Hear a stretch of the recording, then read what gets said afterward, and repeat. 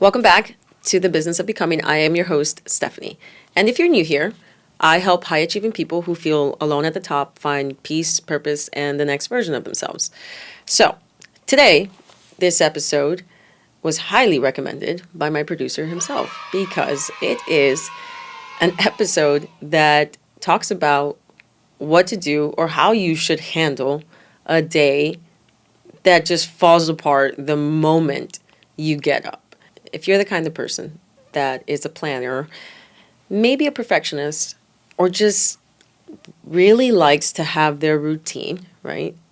When these days start with either your sitter canceling or you get an email from a client saying we need to talk, or your kid wakes up sick, that just kind of spoils the plan that you had for that day, the way that you were going to execute it. Like, it throws you off. And then now every single thing that happens afterward, it's just reckless. It's bad. It's going to be the worst thing.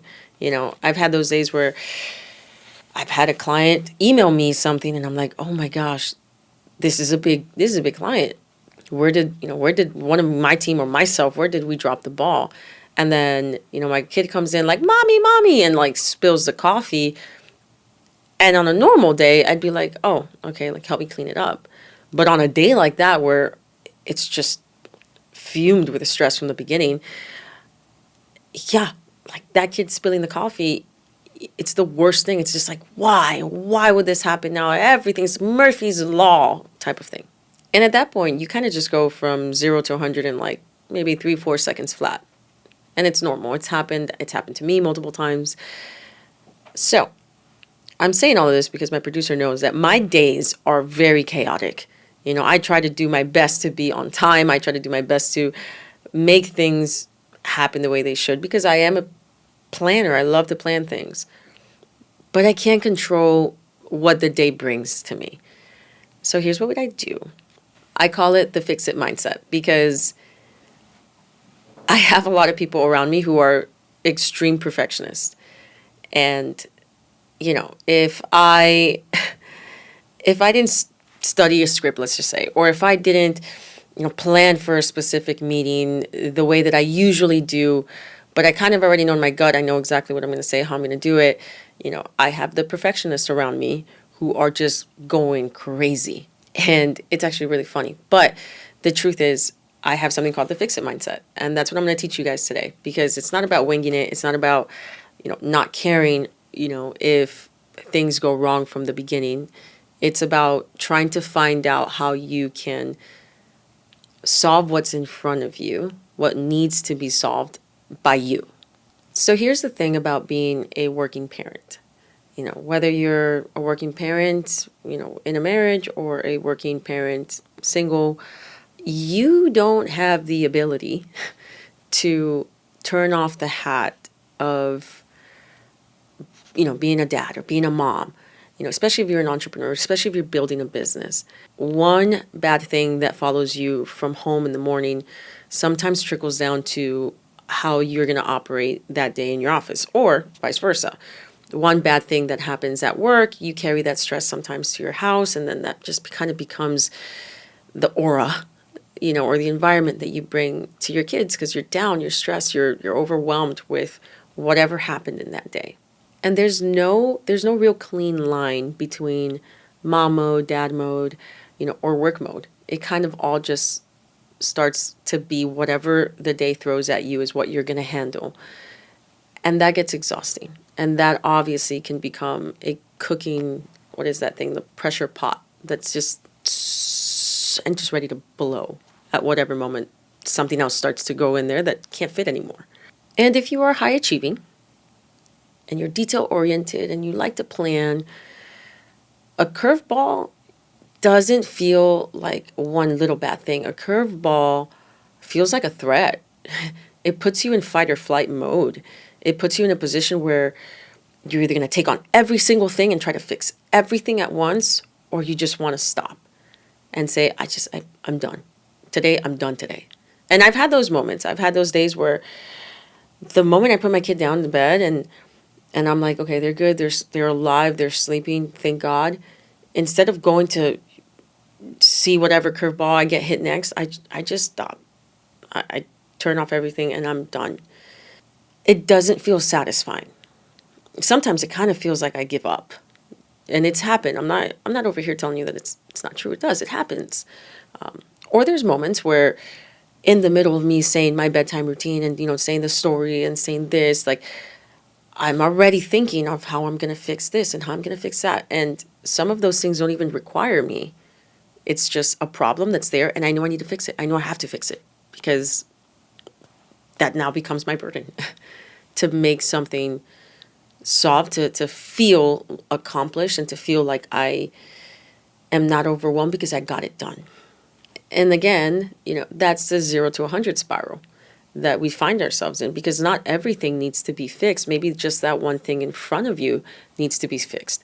And many of us, we overcompensate because we are, these high learners, high achievers, and we try to do just everything, but maybe it's just that one thing in front of you that requires your attention and can be done. I want to name something that most of us have never heard, because it's not bad to want to be the best parent, the best entrepreneur, the best leader, the best manager. It's not a bad thing. And it's not even a character flaw, in my opinion. It just shows that you care. You care about being a good parent. You care about not missing your kid's recital or not missing, something that is important to them, or taking them to Sky Zone at 3:00. Like, you care. You want to be a good parent. And you also want to be a good leader. You want to be a good businessman, a good businesswoman. You want to be a good, coworker.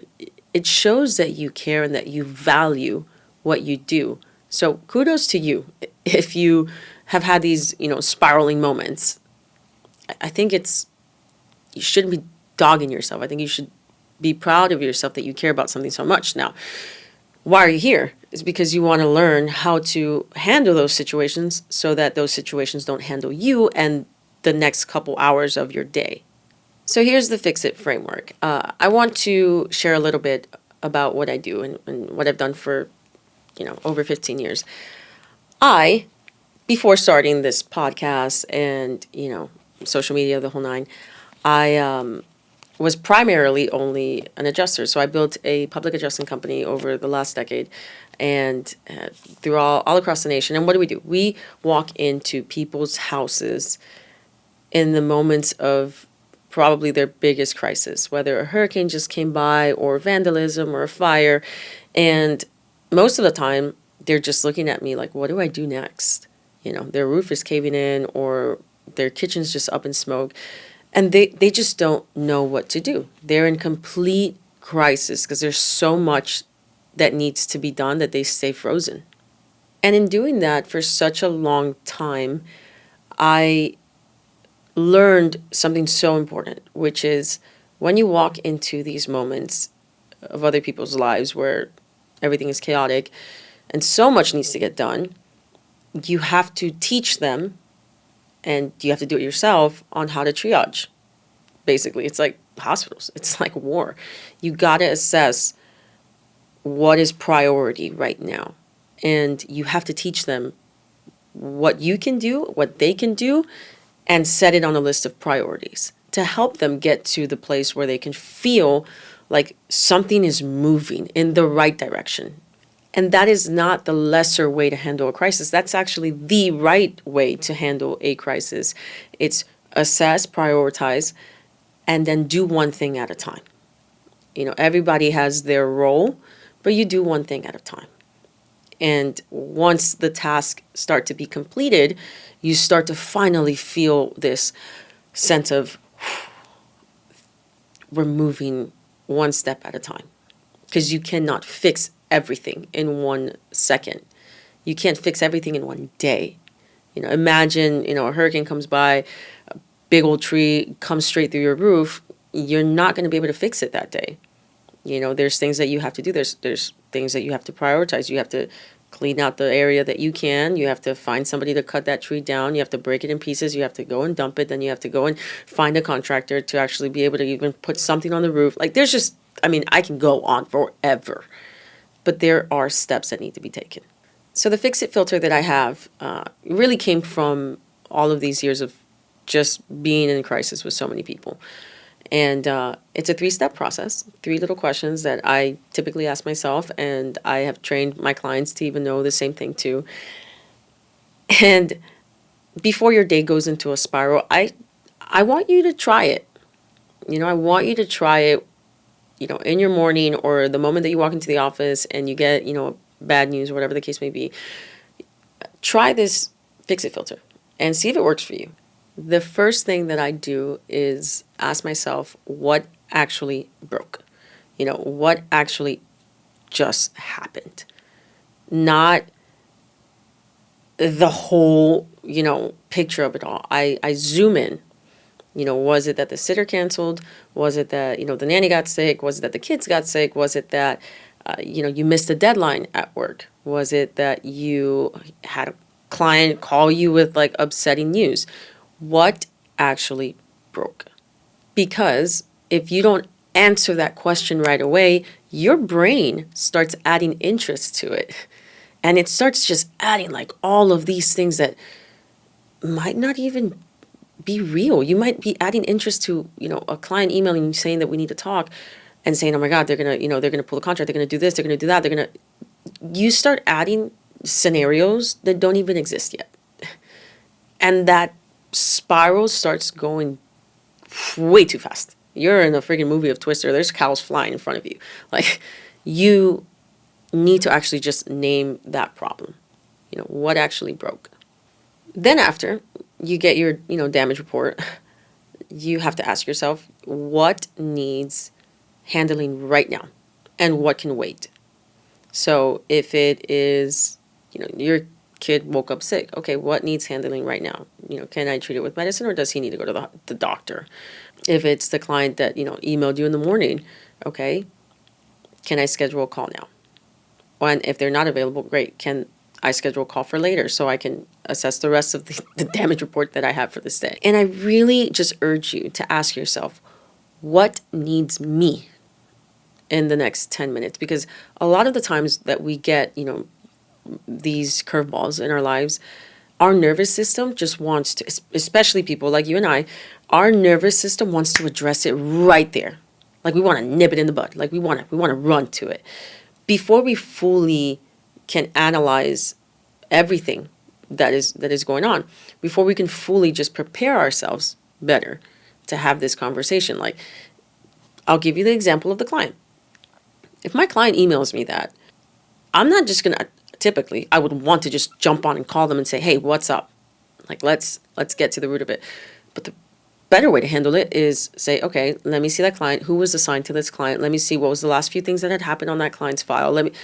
I start to analyze things and I start to prepare myself to have a better conversation because technically they could probably wait 10 minutes for sure. That can be handled way better than you just calling them first and then not having any real data, of how you can help or what happened to calm this client down and actually resolve things for them. Like the last thing I typically ask myself is, what was never mine to fix? Because people like you and me, like we try to put so much on ourselves to feel valuable, feel used, and used in the right way, right? But feel needed, I guess would be the best word. Because we want to feel like we're making something happen. Like we're solving a problem. We're becoming a rescuer. We're becoming, someone's like, oh, that's why they're in that position because they can get it done. Like, that's typically what we do. Because sometimes a client's bad mood or bad behavior isn't yours to fix. Sometimes your coworker's disorganization isn't yours to manage. It could be talked about, but it's not yours to handle. It's not yours to say, okay, he or she didn't organize this file. I have to do this now. We got to ask ourselves these questions, like, was this really mine to fix or not? Because as a community of people who care a lot, we end up carrying a lot. And that's not fair to you. And what we need to do is, on purpose, put some of these things down and put them back on the people who actually need to fix it.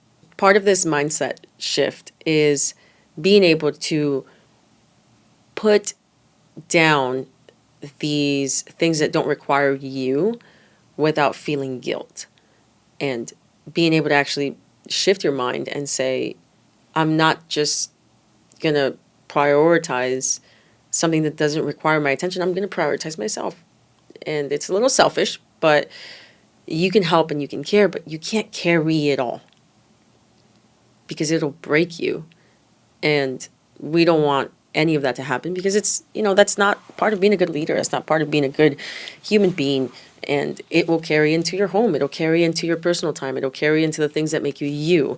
And here in the business of becoming, we want to become the best versions of ourselves, but we can't if we're luggaging around things that don't require our fixing, things that can require some of our attention, but not necessarily require us to fix it.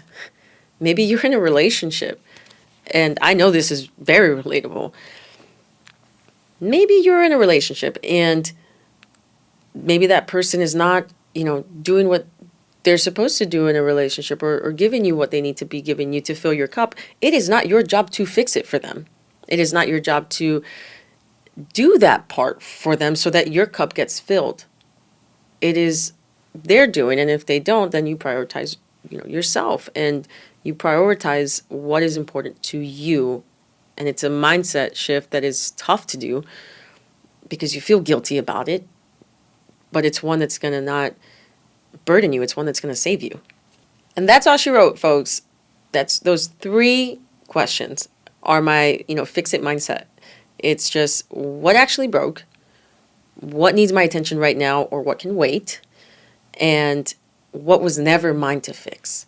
Those 3 things have really helped me organize my life, has really helped me organize my business. And sometimes I forget a little bit, and that's why my producer made me do this episode so that I can remember, a Tuesday morning that catches on fire is not going to ruin the rest of the day, and it's not going to ruin the rest of the week or the mood that you carry when you come into the office, or the mood that you carry when you're leading your team, or the mood that you carry when you're being a parent. You're not trying to fix one day. You're not trying to fix one week. You're just trying to fix what's right in front of you. One thing I want to leave you with is the more you practice this, the more that you're intentional with it, the more that your nervous system can regulate a curveball and not treat it as an emergency every single time. And in my honest opinion, that's building resilience, is being able to really handle curveball and crazy, situations that happen, that life throws at you, and genuinely being able to assess it the right way and with the right attitude. Because assessing a fire, right off the bat and just not even asking yourself any of these questions could just probably be like a mood fixer, but it's not going to be something that fixes your entire day or the entire work week. It could fix somebody else's mood. But it won't even fix yours, because we are all humans and we are all, doing life for the first time. We're either doing business for the first time or opening a new venture that's different for us. We're all parents for the first time. If you're, a parent, if you're single or you're a divorce for the first time, we're all doing life for the first time, and our lives are loud. Our lives are full. So a bad day will happen, and it's not because you're a bad person. It's because it's life. If you learn how to manage what's in front of you, you're not going to manage life. You're going to be able to manage how you react to your situations, and how that genuinely makes you a better person, a resilient person, a person that's worth, leading other people. So if you know a person who goes from 0 to 100, for the simplest things, I want you to first click like and subscribe and send this over to them. You never know. This might be something that changes, your boss's mood, or changes your mood. I don't know, or changes somebody that you genuinely love, because we all need some tips every single day. So don't forget, like and subscribe. I'll see you guys in the chair next week.